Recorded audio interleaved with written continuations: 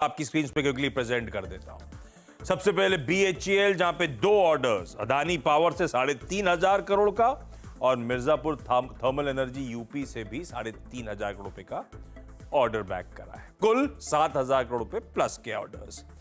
जी entertainment आज एक important board meet है, कह रहे हैं फंड रेजिंग होनी है और फंड रेजिंग इक्विटी इशुएंस के जरिए। विकल्प के तौर पे मेंशन्ड है QIP या फिर प्रेफरेंशियल इशू। देखते हैं आउटकम क्या आता है।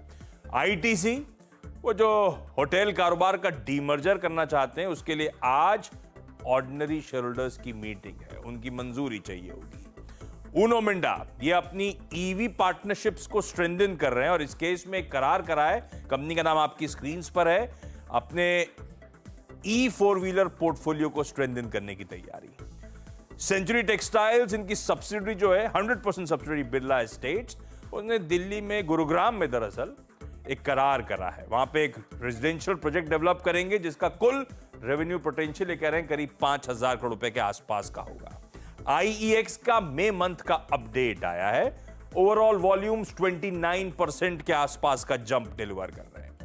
RVNL एक प्रोजेक्ट के लिए लोएस्ट बिडर निकला है 124 करोड़ के, एक प्रोजेक्ट के लिए लेटर ऑफ एक्सेप्टेंस मिला है 391 करोड़ रुपीस का। NBCC, ये कह रहे हैं कई सारे ऑर्डर्स मिले, उसका अपडेट आया, कुल मिलाकर इन ऑर्डर्स की वैल्यू 491 करोड़ रुपीस है। टोरेंट फार्मा ने एक पेटेंट लाइसेंसिंग एग्रीमेंट कराया टकीडा के साथ, इसीलिए रडार पे। शिल्पा मेडिकेयर इसीलिए क्योंकि कल के लास्ट ट्रेड में प्लूटस वेल्थ मैनेजमेंट ने 7.5 लाख शेयर्स इस कंपनी के खरीदे। शुक्रिया आशीष इस पूरी चर्चा के लिए। और सभी स्टॉक्स को अगर आप देखें इस वक्त प्राइस एक्शन के साथ स्कीम रखने के लिए निफ्टी की ट्रैजेक्टरी को लेकर आई आपकी स्कीम पे, और ये 22,800 ओपनिंग स्ट्रॉन्ग है। आई थिंक थोड़ा सा कंफर्टेबल होता है इस रेंज में, व्यू क्या रहेगा and levels to watch. Veeru, मैं अब देखिए, अब वो ऑप्शन हम दिखा नहीं पाएंगे क्योंकि वो प्राइस नहीं आएंगे उसके, लेकिन मैं जो सुबह एक चीज़ देख रहा था, आपको पता है 22,500 के पुट और 22,500 की कॉल देख रहा था मैं, जब निफ्टी 22,620 पर बंद हुआ है। 22,500 की पुट का प्रीमियम 22,500 की कॉल से ज़्यादा था, जबकि निफ्टी 22,620 पर बंद हुआ है, जो कि आउट ऑफ मनी पुट है और in the money call. Exactly. ये मार्केट में कल इतनी बड़ी रैली के बाद भी फियर था।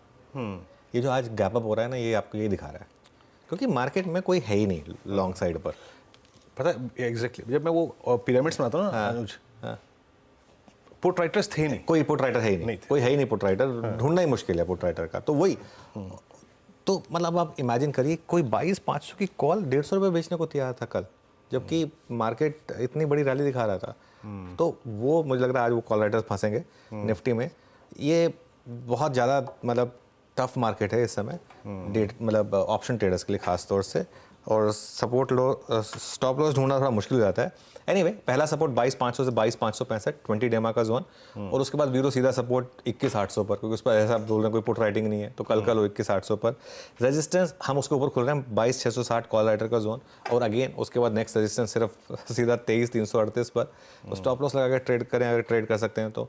बैंक निफ्टी ज़्यादा स्ट्रॉन्ग इंडेक्स रहा है, लेकिन यहाँ पर अब expiry out of the way है, लेकिन बैंक निफ्टी 370 पॉइंट ऊपर खुल रहा है। 49,500 की रेजिस्टेंस है पहली, और फिर 50,000 की 48,800 का सपोर्ट है, और 48,500 का बड़ा सपोर्ट है। अगेन आज आप स्टॉक स्पेसिफिक रह सकते हैं, जो स्टॉक सबसे ज़्यादा पिटे और जो फंडामेंटली स्ट्रॉन्ग स्टॉक्स थे उन पर फोकस कर सकते हैं। जहाँ पर थोड़ा न्यूज़ फ्लो है, जैसे construction, capital goods, capex type के स्टॉक्स, उन पर फोकस कर सकते हैं। FMCG एक बास्केट है, इसने आउट परफॉर्म किया है, उस पर फोकस कर सकते हैं। तो बेसिकली स्टॉक स्पेसिफिक रहें, इंडेक्स पर बहुत स्ट्रिक्ट और टाइट स्टॉप लॉस के साथ। ये करेंसी जो वीक पड़ रही है, मीन कुछ ये क्या IT को एक बेनिफिट देगी? हो सकता है दे दे, प्लस एनवीडिया के भी नंबर्स अच्छे थे, तो इसकी वजह से ये भी हो सकता है पॉसिबल कि आज थोड़ा सा IT, थोड़े साइन कल भी दिखे थे हमको। आज हमारे पैनल ने भी 3 mid cap IT stocks pick किए, तो ऑब्वियसली IT पर थोड़ा ध्यान तो है ही। खैर भी जी हाँ।